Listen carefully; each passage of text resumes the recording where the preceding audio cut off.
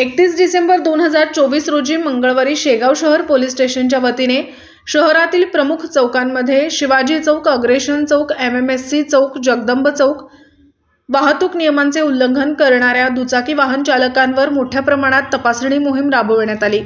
बुलढाणा जिल्हा पोलीस अधीक्षक विश्व पानसरे, अधीक्षक अशोक थोरात, पोलीस विभागीय अधिकारी विनोद ठाकरे आणि शेगाव शहर पोलीस स्टेशनचे ठाणेदार नितीन पाटील यांच्या मार्गदर्शनाखाली ही मोहीम राबवण्यात आली। या मोहिमेत एकूण 214 प्रकरणांवर दंड आकारण्यात आला असून एकूण 1,05,500 रुपये वसूल करण्यात आले। खालील प्रकारच्या प्रकरणांवर कार्यवाही करण्यात आली।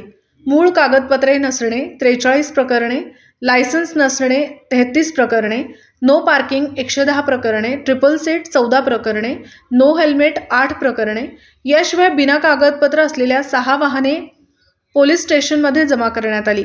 सदर कार्यवाही पोलीस हवालदार Rajesh Wankhede, Gajanan Munde, Shantaram Khalpe, Naik police constable Yogesh Chopde, police constable Lakhan Thakur आणि ज्ञानेश्वर राठोड यांनी उत्कृष्टपणे पार पाडली।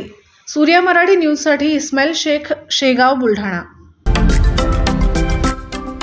महाराष्ट्रातील महत्त्वाच्या व ताज्या घडामोडी जाणून घेण्यासाठी आजच आमच्या सूर्या मराठी न्यूज चॅनलला सबस्क्राइब करा आणि बेल आयकॉन प्रेस करा।